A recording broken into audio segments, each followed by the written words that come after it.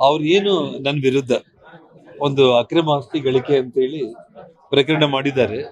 15 ವರ್ಷಗಳ ನಂತರ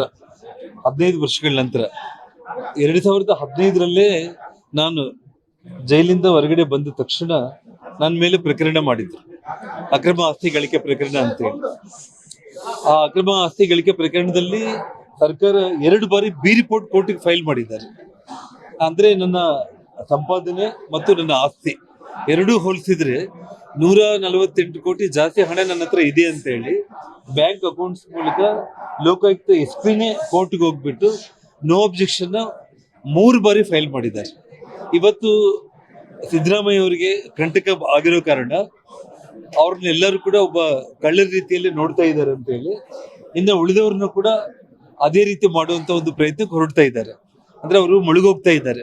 ಆ ಮುಳುಗೋಗೋ ಟೈಮ್ನಲ್ಲಿ ಏನಾದ್ರೂ ಮತ್ತೆ ಇವ್ರನ್ನ ಕೂಡ ಹೇಳ್ಕೊಳ್ಳೋಣ ಅನ್ನೋಂಥ ಒಂದು ಕೆಟ್ಟ ಯೋಚನೆಯಲ್ಲಿ ಅವ್ರು ಮಾಡಿರುವಂತದ್ದು ಬಿಟ್ರೆ ಇಂಥ ಕೇಸ್ಗಳಿಗೆ ಜನಾರ್ದನ್ ರೆಡ್ಡಿ ಹೆದರೋದು ಇಲ್ಲ. ಇವತ್ತು ಸನ್ಮಾನ್ಯ ರಾಜ್ಯಪಾಲರು ಆ ಪ್ರಾಸಿಕ್ಯೂಷನ್ಗೆ ಕೊಡೋದಕ್ಕೆ ಕೂಡ ಇದೇ ಸರ್ಕಾರನೇ 3 ಬಾರಿ ಬಿ ರಿಪೋರ್ಟ್ ಅಂದ್ರೆ ಕೇಸಲ್ಲಿ ಯಾವ್ದು ಸತ್ಯಾಂಶ ಇಲ್ಲ ಅಂತ ಹೇಳಿ ಕೋರ್ಟ್ಗೆ ಫೈಲ್ ಮಾಡಿದ ಮೇಲೆ ಮತ್ತೆ ಇವತ್ತು ಪ್ರಾಸಿಕ್ಯೂಷನ್ ಕಳಿಸ್ತಾರೆ ಅಂತಂದ್ರೆ ಸಿದ್ದರಾಮಯ್ಯ ಅವ್ರ ಸರ್ಕಾರನೇ ನಗೆಪಾಟ್ಲಿಗೆ ಈಡಾಗುತ್ತೆ ಅಂತ ನಾನು ಹೇಳ್ತೀನಿ.